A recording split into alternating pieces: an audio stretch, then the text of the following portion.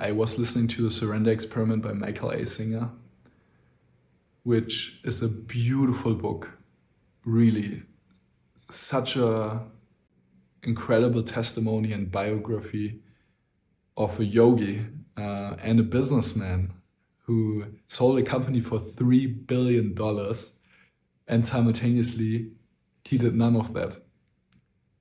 He surrendered to the flow of life, and it's almost unbelievable what he writes there, how he was literally just in a hut in the wilderness, doing nothing except one extraordinary thing that he did not do, which was resist.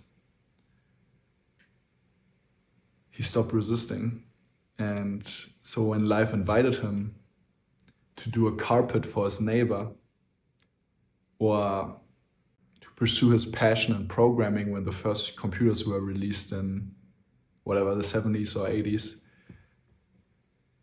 he followed that, he allowed that. And what sprung from that, from these little things, were incredibly organized orchestras of synchronicities and serendipities that eventually led to a whole life where he couldn't point to anything in his life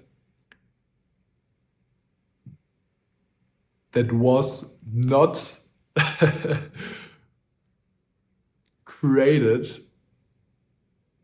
through that surrender. If he had listened to the preference of his mind and resisted the most strangest of occasions and invitations, where he didn't want to leave his hut in the woods, but someone asked him to become a teacher at a school, right? Or do a carpet for his neighbor.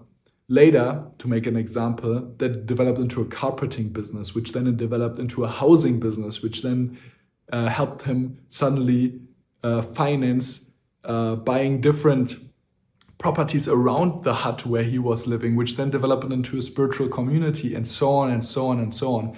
And eventually he realized that all these things, and especially the greatest things, happened exactly when he was able to not listen to the preferences in his mind, like, oh, I don't want to do this, but surrendered.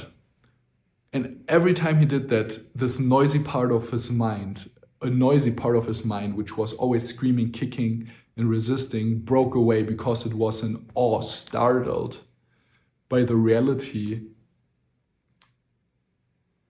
that came forth as he surrendered, and humbled how that would not have transpired if he had listened to his mind. So everything from his house, to his wife, to his spiritual community, to his business, to his most dear friends, all came from that.